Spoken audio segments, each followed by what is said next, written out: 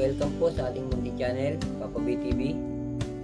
Babahagi na naman tayo ng konting kaalaman, may kinalaman sa mga barya.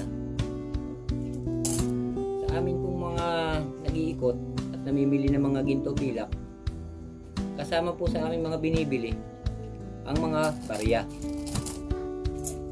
Siguro naitatanong niyo po minsan pagka may naririnig kayo dumadaan sa inyong mga bahay-bahay, sumisigaw, bumibili ng mga ginto pilak, mga lumang barya. Tatanong kayo kung bakit ba binibili ang mga lumang barya. Ngayon, sasagutin po natin yan pagkatapos ng ating intro.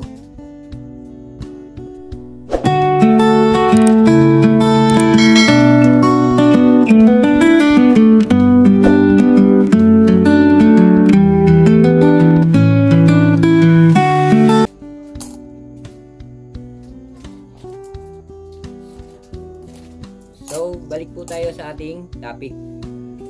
Bakit nga ba binibili ang mga lumang barya? Ang unang-una po dyan, kaya po ito binibili ay dahil ito po ay may mga mahalagang metal content. Kagaya ng silver coins, platinum coins, palladium coins, at syempre gold coins. Kaya po iyan aming binibili. Bukod pa dyan, ang history ng isang gold coins. Yan lamang po ang mga siguradong nabibili.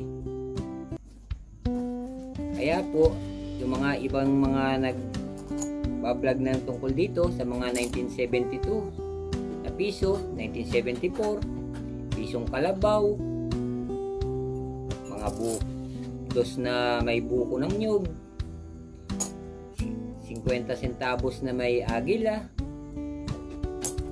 Hindi po yan talaga nabibili dahil po yan ay walang value, wala po yang mahalagang content na metal na silver, palladium, gold. Ngayon, kung tatanungin niyo po ako kung ano ba ang mga coins na siguradong nabibili, ay yan po yung mga taon na nag-uumpisa sa 1945 pababa. Yan po yung mga sigurado po kayo na mabibili po. Ang mga hitsura po niyan, ito po kagaya nito, ito po babae yan, ganyan. Babae po yan na nakatayo. Yan po sigurado yan mabibili. At ang likod po niyan, yung ganito po, agila. Yan po, ganyan po ang likod. Yan po yan, mga sigurado yan na nabibili.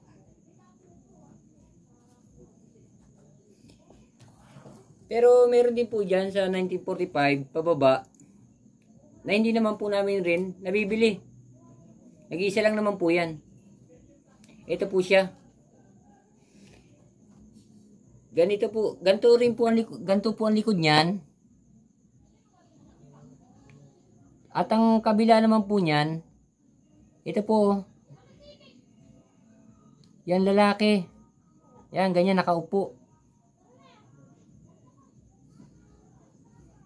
Yan po. Yan, may para bang may hawak na kung ano ba yan. Yan lang naman po. Ang hindi nabibili, sigurado po yan. Dahil yan po ay hindi siya gawa sa precious metal. Pero ang mga iba po na 1945 pa ba, sigurado po yan, nabibili po yan.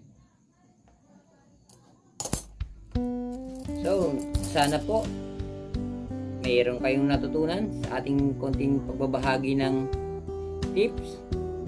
May kinalaman sa mga barya. Abangan nyo naman po mga susunod nating video. Tungkol naman po sa mga alahas, pag-uuri, kung paano natin siya kikilalanin, kung ano bang uri niya, kung anong karat, tungkol sa mga stainless, pagkakaiba niya, sa silver, sa gold, sa white gold, ganun. Yan po susunod nating mga topic. Antayin niyo po yung mga paparating nating video. Again, salamat po sa inyong panonood. Ako po si Papa B. Signing out.